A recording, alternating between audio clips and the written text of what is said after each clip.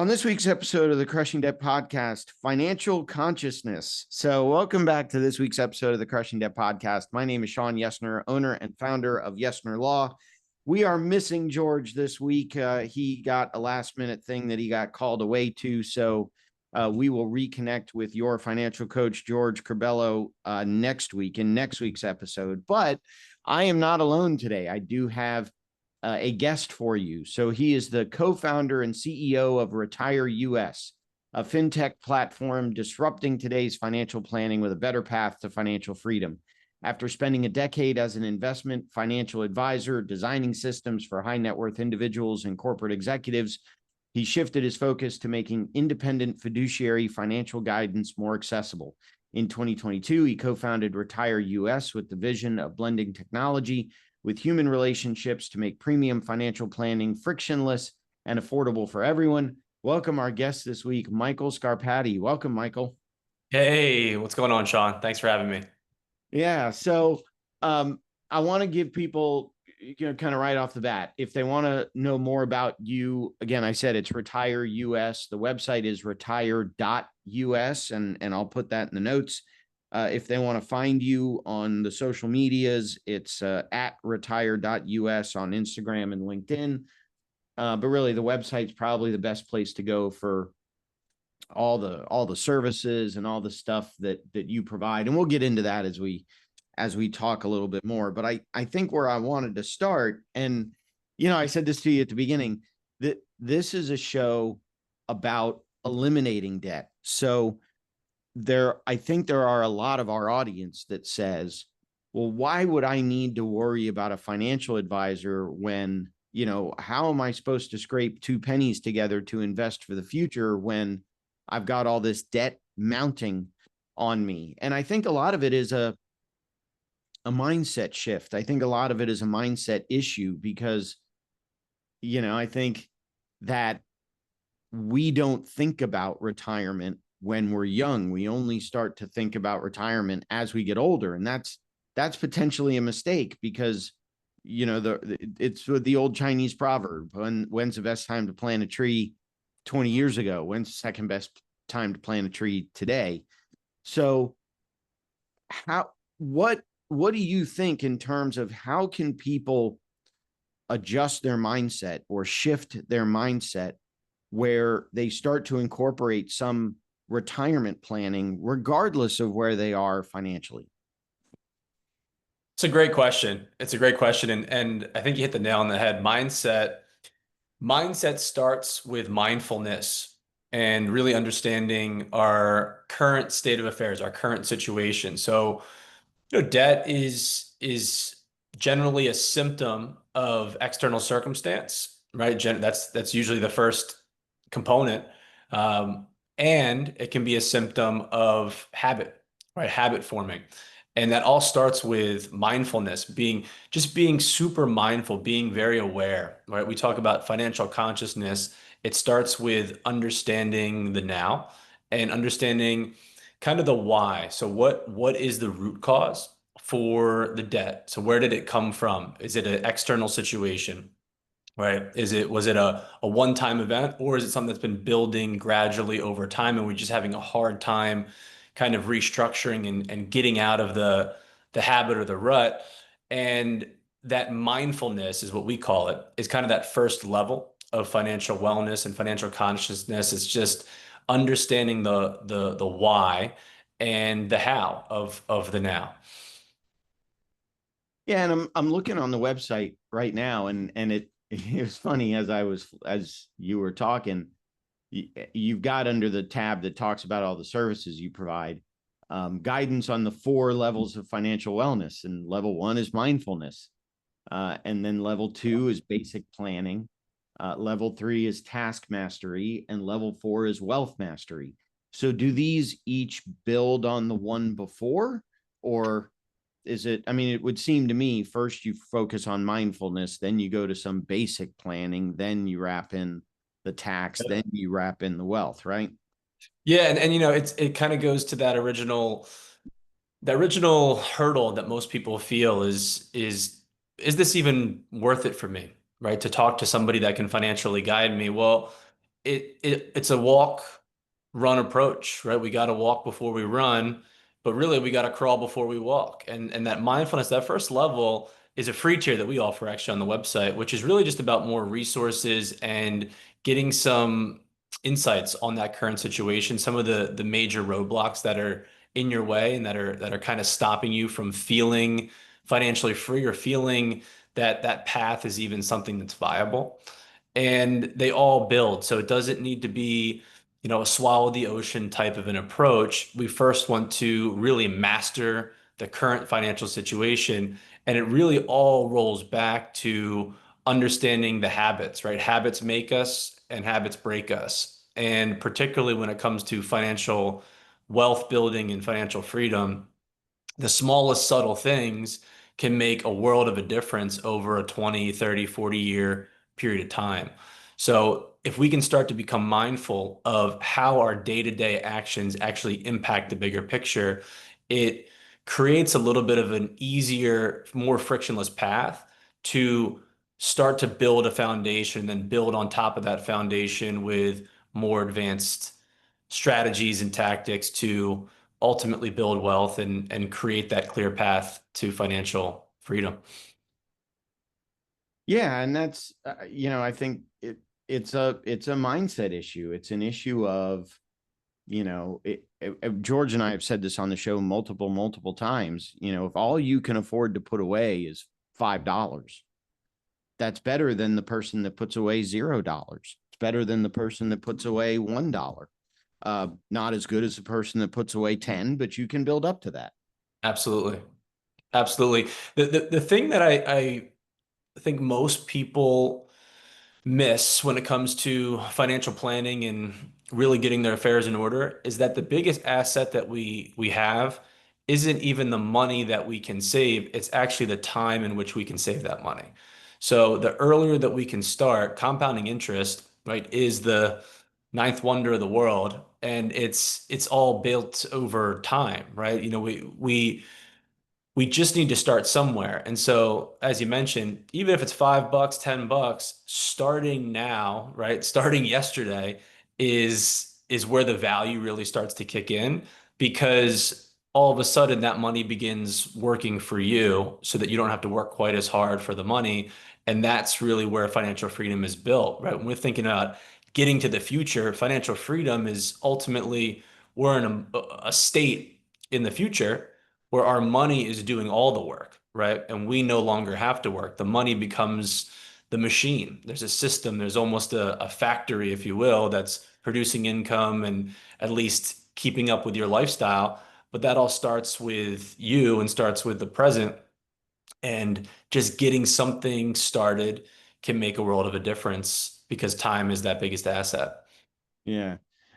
I'm looking at the website and some of the stuff you do. One of the things that you have on here is the removal of red flags. Yes. What is Yes. what is that? I mean, I think I know what it is, but what is that? So this is something that we actually created in this process. What we found, I've been in financial services for almost 15 years at this state. And what we found is the biggest hurdle for most people is that they don't know what they don't know. And these are the blind spots. The red flags are the blind spots that are actually getting in your way from creating wealth or creating financial freedom. And so we have a tool on the website that it's a 4 to 5 minute quiz. We call it a financial checkpoint. And what it's going to do is actually diagnose and assess your blind spots. It's going to show you kind of what's getting in your way and what should you be aware of.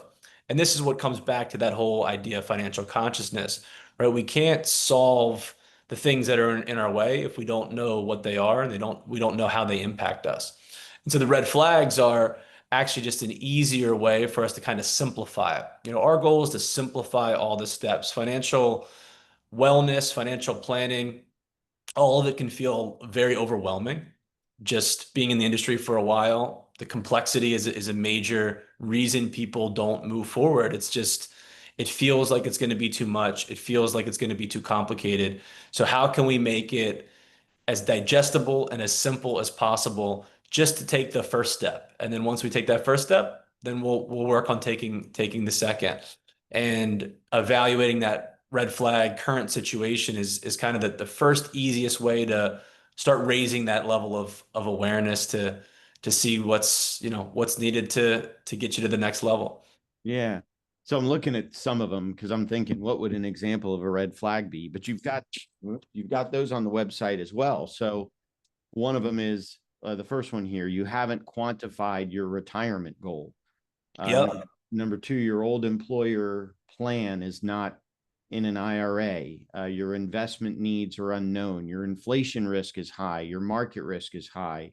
Investments may be out of alignment. You don't have any system in place for compounding. I mean, these are very basic things. And, so if you haven't quantified your retirement goal yet, quantify it. Come up with some number. At least that gives you a goal to shoot for, and you can always then adjust that goal. If your inflation risk is, if you're less risk averse, um dial it down some. If dial down the investments, put them in something safer rather than something riskier. I mean, it all appears to me to be common sense kind of stuff. Yeah, yeah, it is. But you'd be surprised how much life gets in the way, and we don't generally address these things that are kind of staring us right in the face. But unfortunately, it's just outside of the awareness. And that, the haven't quantified retirement is the most prevalent red flag that we see, even for people that are 5 years from retirement or retirement's around the corner. Having that true target and end goal. And like you said, it's not going to be perfect, but we need to draw the line in the sand somewhere in terms of what retirement's going to cost us in the future and ultimately what we need to have saved up in order to be able to fund that lifestyle to some extent, right? To supplement Social Security or any other fixed income sources. And you'd be surprised how many people are navigating completely in the blind. And, when you don't have that clear target at the end, where are we actually headed? It's impossible to manage your day-to-day financials to the best of your ability. It's just something that's never going to be fully aligned. So, you'd be surprised. This is always the first step that we take everybody on for, even for the financial planning journeys, right? Most people don't know a lot of these key things to start, and that level of awareness is key, so that then we can plan the rest of our finances accordingly. Right. So do you work with businesses or individuals or both? It's typically individuals. And so the platform that we built really blends technology with human relationships so that you can have a dedicated fiduciary financial professional in your corner without the extremely high asset minimums or the high flat fee cost. So in the industry, the way that this industry is structured is only about 10 to 15% of financial professionals are fiduciary, which means legally they need to be giving you advice that's in your best interest. You would think that this is just a normal component of the business in the industry, but it's actually not the norm, right? It's actually pretty rare. And so if you want that professional that's working for you, not for an institution, it's either going to cost you 5 to 10 grand a year out of pocket, and you got to keep them on retainer like an attorney, or you need to have 250,000, 500,000, $1 million investable for them to even book a meeting with you. And so there's this wide, 90% plus of the American public are being left to take financial guidance from professionals that do not need to have their best interest in mind. That's the unique component of the platform. So we built an affordable subscription model with no asset minimums so that you can get onto this journey with the best, the premium financial planners out there, but not be roadblocked by asset minimums or high upfront costs. Right. And it doesn't matter. The advisors you have with the company can work with anyone anywhere, right? Yep. Yeah. Yeah, exactly. I'm looking at again, I'm floating around on the website as we're talking, but I love it. yeah, you do break it down into the mindfulness piece, the planning piece, the tax piece, and the wealth piece, and each one builds on the other. And Yeah, you can break it down. I mean, I see right here on the website that it breaks it down into both a monthly cost, or if you want to bill it annually. And it looks like billing annually, paying the chunk annually will save you a little bit of money off the monthly subscription rate. Yeah, Um, I mean, most of the services, generally any type of true financial guidance or financial planning is going to be delivered over the course of a year, generally speaking. The difference is that most professionals want to do it all at once, and it's kind of this overwhelming, like arduous process to gather all the data and to just even absorb the information. It's an overhaul of your entire financial situation. And then it takes a number of months to integrate those changes. And so what we do instead is we actually make it a lot more digestible and we break it down into two key stages, goal planning and cash flow planning. And goal planning is all about where are we headed? Where are we now in relation to those goals? And how do we need to get there effectively? Cash flow planning is all about efficiency. So once those goals and investments and things are in alignment, then we're looking at how are we actually funding them? How can we increase our probability of success through savings, through tax efficiency? And then life changes, right? Life ebbs and flows. The goals are going to move because of inflation, because of market movement, and just lifestyle changes. And they constantly need to be readjusted. And so the whole goal is to kind of get you into a very simple, healthy rhythm for your finances that has systems driving the entirety of our decision making and then accountability right in place. So we kind of know what we need from our money and it's very clear on how we're going to get there, right? The process that we're going to follow. yeah, I mean, it looks really. I think what I like about it is that it is a kind of an almost kind of an a la carte menu. I mean, each stage builds on the one before it, but it looks like kind of an a la carte menu that, if you only want to go, for example, if you only want to go through with the basic planning piece and you don't want to look at the tax or the wealth pieces, you don't have to. Yeah. You do the financial mindfulness, the basic planning, and if that's what helps you accomplish your goals, then so be it. Yeah, I mean, what we wanted to make an environment where it doesn't feel like it's this one size fits all approach, which is one of the major reasons most people feel feel like an outsider when it comes to looking for financial guidance. Right? We did a ton of market research, and what we found is that there's really three major reasons people don't ultimately move forward with a financial professional. The first is complexity. They feel like it's just going to be too overwhelming and difficult. And what we've tried to do is create a very simple, digestible process. The second thing is just time, right? It requires a lot of time for an individual to get organized. Generally, it's hours of time, and over the course of 3 to 5 weeks is what it actually takes for you to get a first meaningful, impactful meeting with a financial professional where they're actually reviewing data and going into recommendations and solutions. Well, with the platform, it only takes about 15 minutes to get your data onboarded and get meeting ready.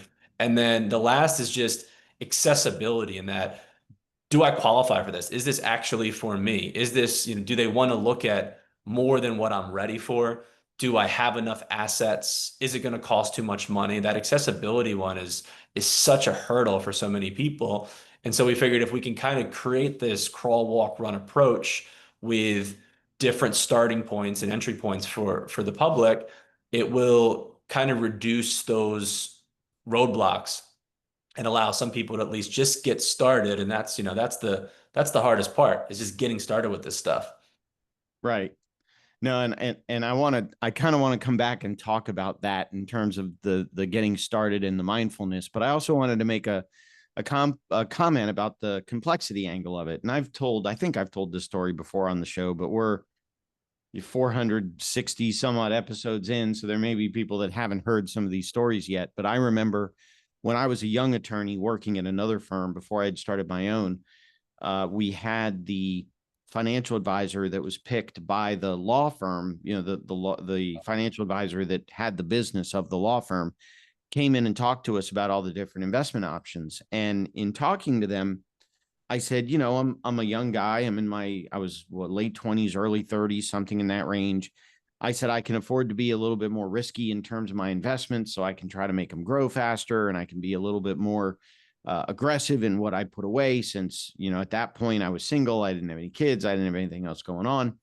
And I remember the financial advisor comes in, and he's got these really nice looking, colorful pie charts and graphs and all this other stuff. And I looked at it and I read it, and I've got a background in accounting, and it still looked kind of Greek to me. And so I looked at it and I said to the guy, this is all great. I really appreciate this. Thank you very much. But can you explain a little bit more what it means? And he said, well, take the stuff home, take a look at it, and then let me know if you have any questions. So I took it home and I looked at it, and it still didn't make any sense.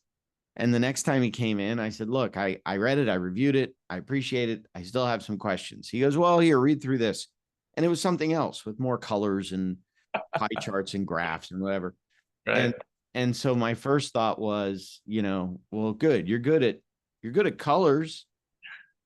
I don't need someone that's good at colors. So, I appreciate the complexity angle of it. And I think all of us tend to be a little bit guilty in our professions about, when I'm talking to somebody about a legal issue.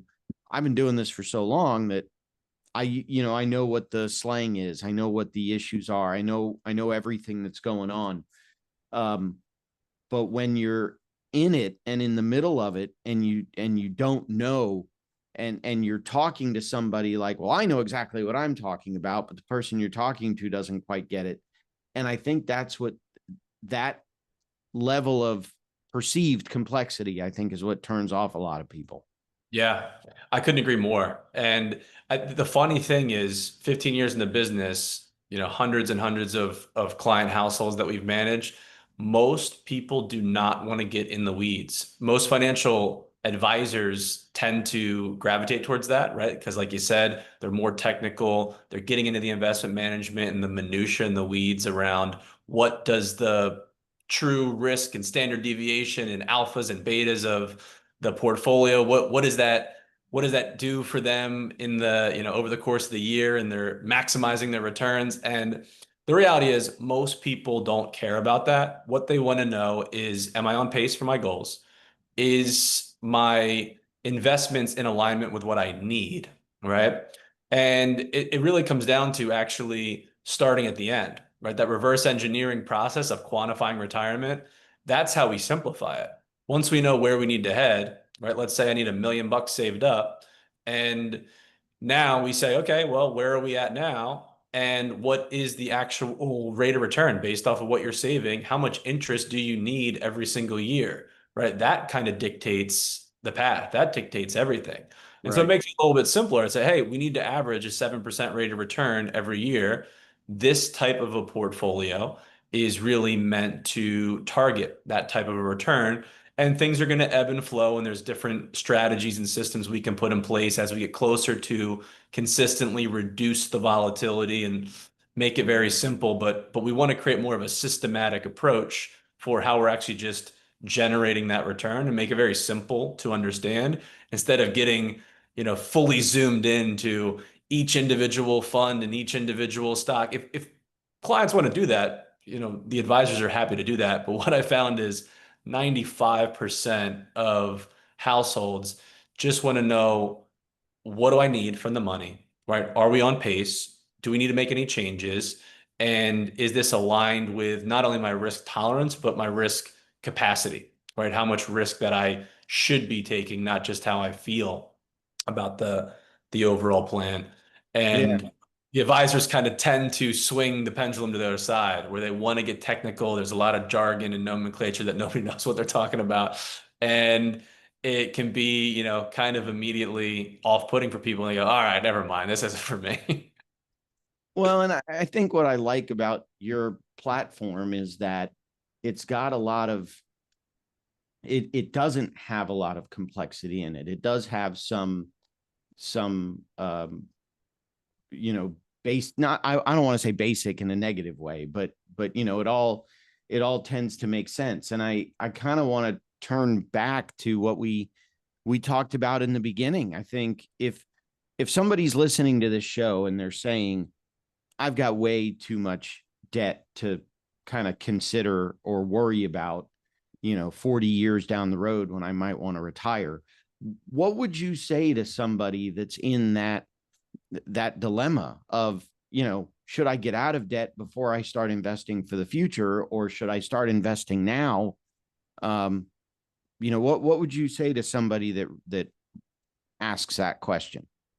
So there's a strategy that I've used, a lot of people have used when you have debt. So debt isn't necessarily the end of the world, right? But it is a major roadblock a lot of times, and it's hard to kind of see over the top of it. And so we kind of get sucked into the day-to-day of the debt and we miss the bigger picture. And a strategy that has been very helpful, especially in the past few years where we've seen, in the past decade, we've seen a much lower interest rate environment, is the ability to leverage 0% interest to at least buy you some more time and free up some cash flow to begin to save as well, in addition to knocking out the debt.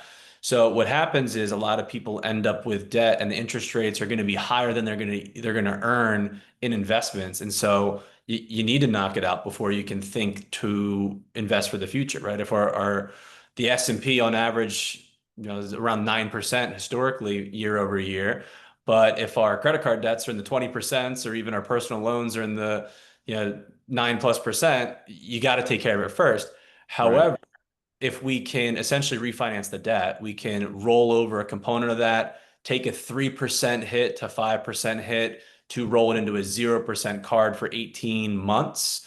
Now, all of a sudden, it buys us some time to at least continue to save as well, right? Get some money into savings and start putting down the debt at a lower interest rate. And then you can kick that can down the road, right? As long as you have your cash flow in order, right? The problem with most people with debt is that it's generally not a circumstantial thing, right? A circumstance creates it, but then it's habitual. It's a habit of how we're managing our critical cash flow and our essential cash flow with the non-essential cash flow and how that money is actually being utilized regularly.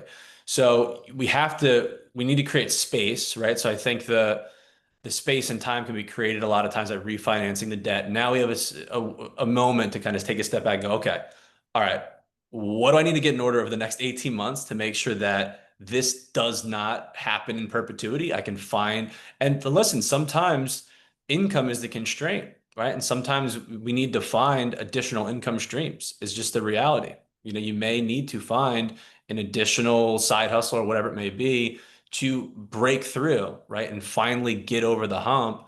And the problem that most people have is they don't have space to figure it out, right? They're constantly in it and they're constantly being overwhelmed and absorbed by the high interest rates. So that's a strategy that, you can use that to kick it down the road 18 months, create some space, create a game plan, start to systematically save in addition to knocking out the debt. And then, around that 16-month mark, as things are starting to come where we have to either pay off the debt or the interest rate's going to spike to 24%, Right. we can refinance it again. And that's been really helpful for people. It may take 5 years of that strategy to finally start to see the light at the tunnel. But what that does is gives you 5 years of compounding interest on the saving side too. And that can mean the world of a difference over a 20-year period. Yeah. And what I like about, so there's two things that I like about that. And the first is, if they have somebody like you in the background, or someone like me, or someone like George in the background to help with the accountability piece, because I Yeah. think the second thing is the danger that I see a lot of people get into is they take all their credit card debt, they move it to a 0% card, but then when the card that had the high balance goes down to zero, they run up that card again. And so they've Yep. since then doubled their debt. So to have somebody like you in the background that can handle that accountability piece, or to have even me or George or Yep. whoever in the background that can handle that financial piece, I think that's really what would be important in a scenario like that. I agree. Financial coaching is the best first step for people that are looking to get out of debt because accountability is everything. right? Accountability is generally what gets most people into the problem in the first place, is it's hard to hold ourselves accountable, particularly with financials. And that coaching component is what really creates traction, right? It's really what creates change in those habits. And that change in habits is the first step, right? First, we need to understand what the habits are that we need to change, but then we need to, the first real step in the right direction is traction and actually executing on those new habits. Habits are really hard to create if it's only yourself holding you accountable, right? So Yeah. financial coaching, it's so valuable what you guys can bring to the table when you support that. And then it generally, once those habits are created and we start to have at least a baseline system in place for getting into a positive cash flow state and starting to build up emergency funds, right? That's the second piece of it, is that debt generally is a symptom of not having ample cash reserves. So if we got to get out of the we got to get out of the debt first with new habits, but then we have to start saving because we need to create the buffer so that it doesn't happen again. Emergency life is going to happen. And the reason why it doesn't pull everybody into debt is because a lot of people have 3 to 6 months of after-tax expenses in some sort of readily liquid fund that can be utilized so that more debt's not incurred. And so once those two things are really in place, or we have a good path to get there, then it's really beneficial to start seeing how we can kind of build on top of that. But the financial coaching, I think, is the key, and accountability is everything in this process. Yeah, and I think the other thing that you brought up, people that tend to be in financial distress, there's a stigma attached to it, and I can't tell you how many people I've talked to that I have to tell clients almost on a daily basis, stop beating yourself up. I Yeah. mean, I lived through the mortgage meltdown. I was doing short sales and loan mods and bankruptcies, and I still, my short sales, I think I now have my third or fourth short sale floating around the office again, because those are starting to pick up again. But what I remember, something that you said, it's kind of this concept of, sometimes bad things happen to good people. And I remember thinking in the mortgage meltdown days, people kept saying we need to stop foreclosures. And I kept saying, no, we don't need to stop foreclosures. Not that I want anybody to lose their home, but the foreclosures are just a symptom of something else. Is Yeah. it poor financial management, poor cash flow management? Is it that you got a divorce? Is it some medical issue? Your spouse passed away. I mean, there are other things that happen to put people in financial distress other than them, quote, mismanaging, the stigma of I'm bad with money. There's more to it than that, which again kind of all circles back to this mindfulness piece. Yeah. Yeah. I mean, the being mindful of what gets us in this state is the key to getting out of it. And I think the biggest thing that can get in the way for a lot of people to change is it's scary, right? It's scary to approach it. And it's easier to ignore it and kind of bury the head in the sand. But when we're talking about debt and we're talking about creating better habits, the earlier you address it, the easier it's going to become to solve. And I think people delay and delay and kind of procrastinate because it's tough to face, right? It's tough to face. And that is, it just requires people to have some courage, and then having a support system Right. is another big component of it. And if you can find the courage to address it and someone to support you and hold you accountable to get it together and do it the right way, there is a light at the end of the tunnel. It's just a matter of starting to look for it, right? Finding it. So, well, cool. I want to thank you, Michael, for being a guest on this week's show. My Uh, pleasure. Again, if anyone's interested in talking to Michael or learning more, the website is retire.us. And then they're available on social media, on Instagram, on LinkedIn, at retire.us. Go ahead and check out the website. I've been kind of poking around both before and during the interview. There is literally a ton of information. everything is transparent, which is what I would want out of a financial advisor as well. Everything's there, everything transparent, from the pricing to the way the models work to the way the structure works. I mean, um, there's also looking here. There's online consultations. There's webinars and seminars that retire.us has online. So there's a ton of information on the website. I would encourage everybody to go check it out. But before I let you go, Michael, anything that you want to add? Anything we didn't talk about?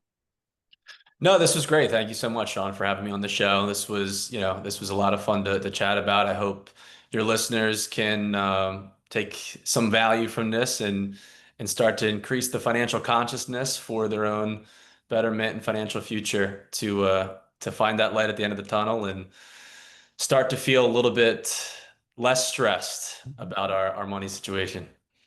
Well, George, we missed you this week, but we made it to the end of another episode, and we will see you back either in studio or online for next week's show. Michael, sorry you didn't get to meet George, but maybe we have you back on in a little bit, and you can get to meet George that way. Yeah, Um, that sounds great. in the meantime, I do also want to mention our Patreon page, patreon.com/crushing debt. You can go there to support the show. Any money that you pay through the Patreon page does not go into our personal retirement accounts. It goes into making the show a little bit better. And then also, I want to mention our friend Sam Cohen, who owns Attorneys First Insurance. If you're an attorney or title company, you need malpractice coverage, contact Sam at attorneysfirst.com. George, we will see you next week. Michael, thank you again for being a guest on this week's show. Thank you, man. And yeah, so normally what I say at the end of every show is we hope that you have more money at the end of the month rather than month at the end of the money. And we will talk to you in next week's episode. Amen.